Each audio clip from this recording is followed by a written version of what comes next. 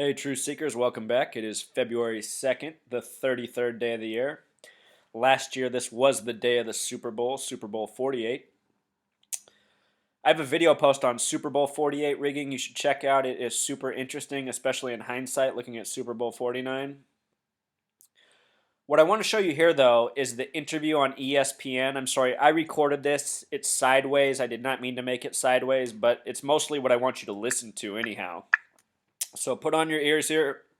We're going to listen to number 21 from the Patriots, Malcolm Butler, who made the game-winning interception. Listen to what he says. It's very curious. Then we'll talk about it. I just jumped the route and it was goal line three corner. It was three corners in the game, and I wondered why I was in the game on goal line. Boom. I was wondering why I was in the game on goal line. He's saying, it's just not typically where he should be in the game. This isn't where he comes in. What's he doing here? I'm only probably like 187 pounds, something like that. He says he's 187 pounds. 187 is the police code for homicide. I can't handle all that out there. I'm a pass defender first, and I felt like they was gonna throw the ball, and they on the 1 yard line, so it don't take much for them to get in the end zone. So why not spill the beans and just jump, just Why not just spill the beans and jump? And even if you watch that highlight, it looks like he was going to the ball before it was even thrown. You can say he read the quarterback's eyes, but there's just something really suspicious about this play. go for what you believe in, what you see, and We're in our goal line, all 8 guys stacked on the line of scrimmage. Just believe in what you see, and then all of a sudden it just cuts away from him and right to Bill Belichick. I think he'd said too much on the camera. So that was number 21 who made the game-winning play. I want to talk about some things that are curious regarding number 21, Malcolm Butler. Let's first notice that he was born on March 2nd, or 3-2. The date is 3-2. NFL, in simple English gematria, sums to 32. The NFL has 32 teams, so the number 32 is of much significance to NFL. The word America, with Pythagorean gematria, sums to 32. The NFL claims to be America's game. 32 is a very interesting number. It's one of the 3 foundational degrees of Scottish Rite Freemasonry: 31, 32, 33. So here, let me zoom this in. What I want you to notice is that he was wearing number 21, and yesterday's date was 2-1, February 1st, first day of February. February has the gematria of 96, like Freemason, 28-day month. Anyhow, number 21 intercepted Russell Wilson's 21st pass. Look at that. Russell Wilson was 12 of 21 on the game. 12 of 21. Tom Brady improved to 4-2 in Super Bowls. He had 4 touchdowns, 2 interceptions. And he passed for 50 attempts. That's interesting. He's from San Francisco. San Francisco, with Pythagorean gematria, sums to 50, and they will be hosting Super Bowl 50. Once upon a time, the 49ers were 5-0 in Super Bowls. So this Malcolm Butler, he was an unlikely hero. He's a rookie, undrafted free agent this year, 2014. What's interesting is he was involved in the miracle catch, the play before the interception, the one that bounced off the receiver's feet and into his hands.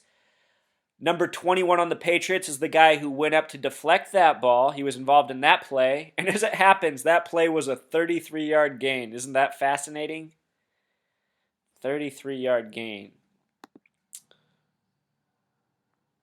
But yeah, Malcolm Butler, we just saw the very curious interview. He said he didn't expect to be on the field. Lots of curiosities with this play, especially in terms of numerology. The other unexpected hero yesterday was Chris Matthews, the very tall receiver for the Seahawks.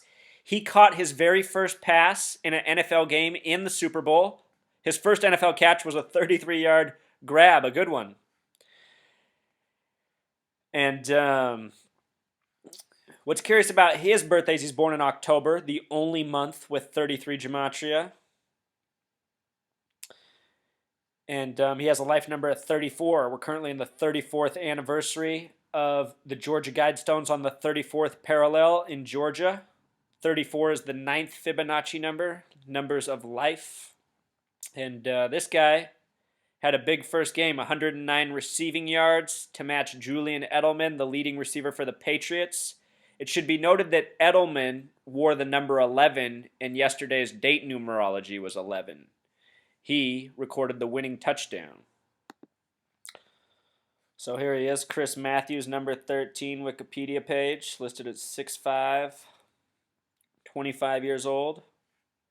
You know, these guys, first year on the team, making big plays, changing the Super Bowl. Isn't it curious? You know, you have this dominant team, you have this cast of characters all season, and then in the Super Bowl, you have these new names emerge. And that's a common theme in the NFL, just like games ending at the goal line. A lot of NFL games in the past 15 years have ended near the goal line. Malcolm Butler, here's his stats, March 22nd, listed at 86 kilograms, 86 for Deflategate.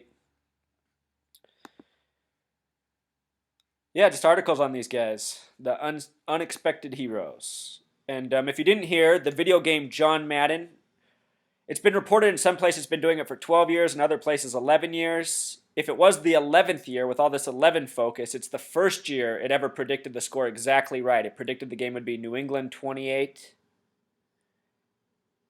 Seattle 24, just as the final outcome was. The video game simulation got the game right before it happened. And again, just before kickoff, part owner of the Giants died. The Giants were the last team the Patriots faced in Arizona for the Super Bowl. David Tyree had the miracle catch in that game. She died just shy of 86, the number for Deflategate. Earlier this year, when the Giants came to Seattle, Seattle had a record of 5-3, and the Giants had a record of 3-5, and it wasn't long after the World Series with all this 53 focus.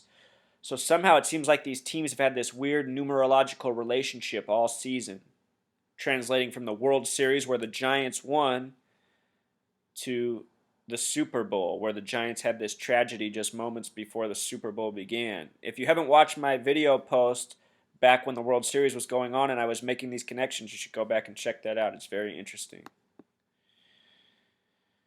And again, yesterday was the 11th time the 1 versus 1 seed. Think about 2 1s. You put them together, you have a number 11. It was the 11th time 1 seed from the AFC versus 1 seed from the NFC. 11 of 12 balls deflated in Deflategate. One more point, side note. Today, it's reported that Johnny Manziel, the Browns' top pick for quarterback, is going to drug rehab. What I want to point out is that today is February 2nd, the 33rd day of the year. Cleveland is the only city in the whole NFL of the 32 teams with a 33 gematria. And what I suspect is this is a total hoax, just meant to infuriate Browns fans. It seems like the NFL really likes to pick on the fans of Cleveland.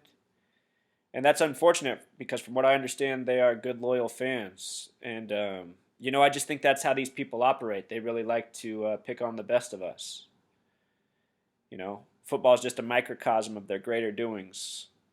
I just like to talk about football because I know a lot of people watch it, and I'm trying to reach as big of an audience as possible with this message. And that's why I do a diversity of topics. And for those of you who are getting sick of all these football topics, don't worry. Nearly done. Next post is going to be on Malcolm X. We're going to other topics. So, I just wanted to bring these facts to the table, show you the focus on 29, February 1st, 2-1. Russell Wilson, 21 attempts. The 21st attempt gets intercepted by number 21, secures the win for the Patriots. All right, truth seekers. Until next time.